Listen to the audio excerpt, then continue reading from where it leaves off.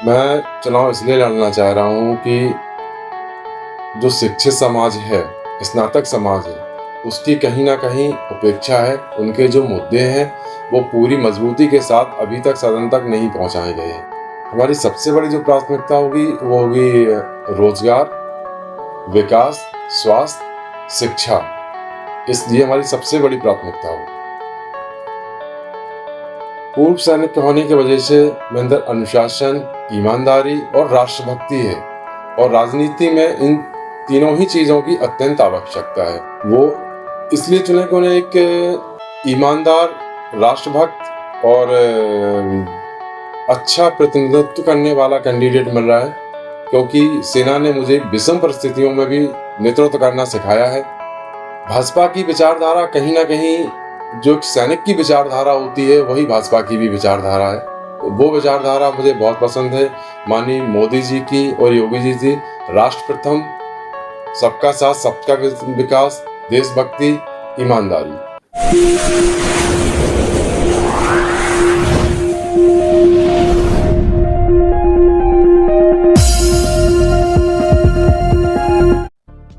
Sir, सबसे पहले तो आपका परिचय जानना चाहेंगे, क्या परिचय है?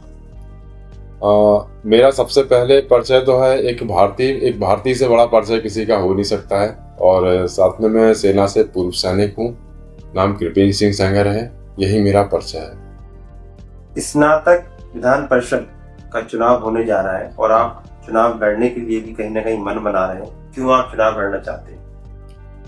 मैं चुनाव इसलिए लड़ना चाह रहा हूँ कि जो शिक्षित समाज है, स्नातक समाज है, उसकी कहीं ना कहीं उपेक्षा है। उनके जो मुद्दे हैं, वो पूरी मजबूती के साथ अभी तक सदन तक नहीं पहुंचाए गए हैं। तो मैं एक सैनिक हूं, जिससे मैं चाहता हूं कि जो मैंने अनुशासन और राष्ट्रभक्ति सेना में रहकर सीखी है, उसी के आधार पे मैं उसी अनुशासन के साथ अपने जो भी स्नातकों के मुद्दे हैं, उनको मजबूती के साथ सदन में उठाऊं, उनकी आवाज़ बन के वहाँ पे खड़ा रहूं, जिससे स्नातकों की अनदेखी ना हो सके।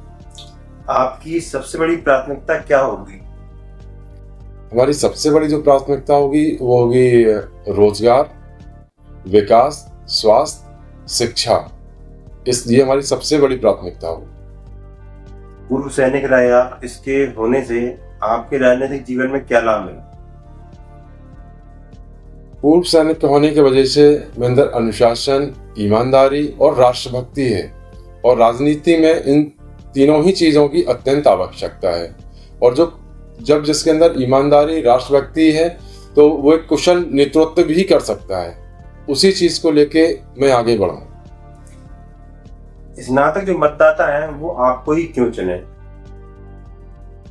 वो इसलिए चुने कि उन्हें एक ईमानदार, राष्ट्रभक्त और अच्छा प्रतिनिधित्व करने वाला कैंडिडेट मिल रहा है, क्योंकि सेना ने मुझे विषम परिस्थितियों में भी नेतृत्व करना सिखाया है।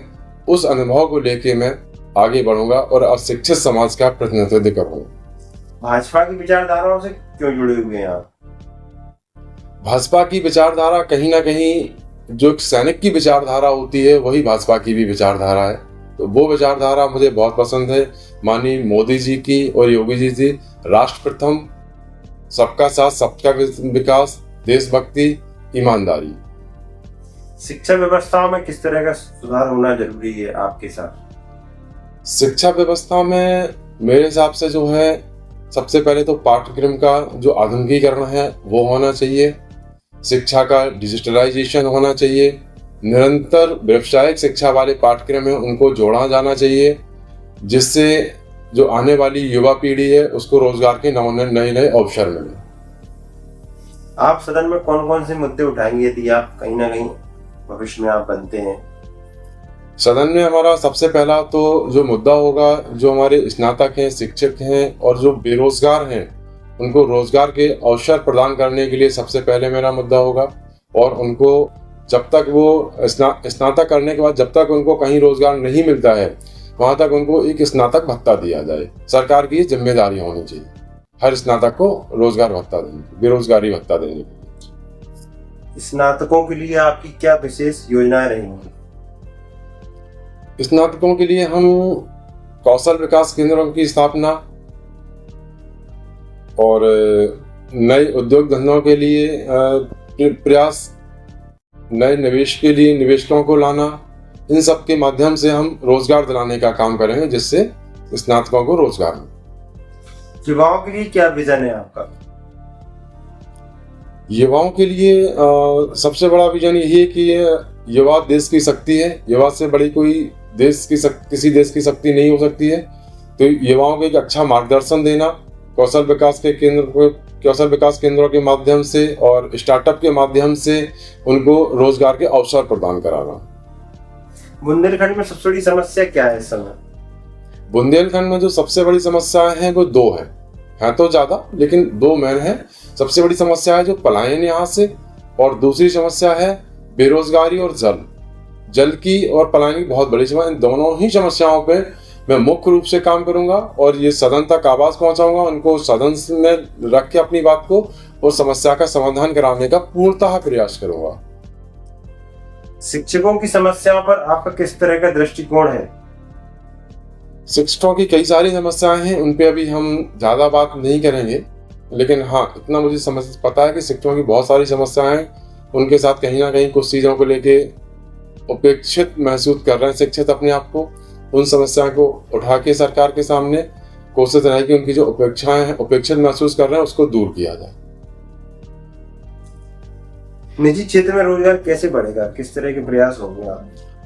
निजी क्षेत्र में रोजगार लोकल में यहाँ पे बुंदेलखंड में या इलाहाबाद झांसी खंड में नए नए उद्योग धंधे लगे, नया निवेश आए, जिससे एक अच्छा रोजगार मिल सके और पलायन भी रुकेगा उससे।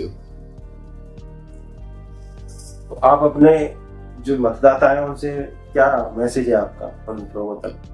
मतदाताओं के लिए हमारा ये मैसेज है कि वो एक पूर्व सैनिक, ईमानदार, राष्ट्रभक्त प्रत्याशी को चुने, अपना साथ दें, जिससे उनको एक सशक्त नेतृत्व मिले और उनकी आवाज को विधान परिषद तक पहुंचाया जाए और वहां में मजबूती से उनके मध्य रखूं और उनके सहयोग से क्षेत्रीय विकास के काम कर सकूं।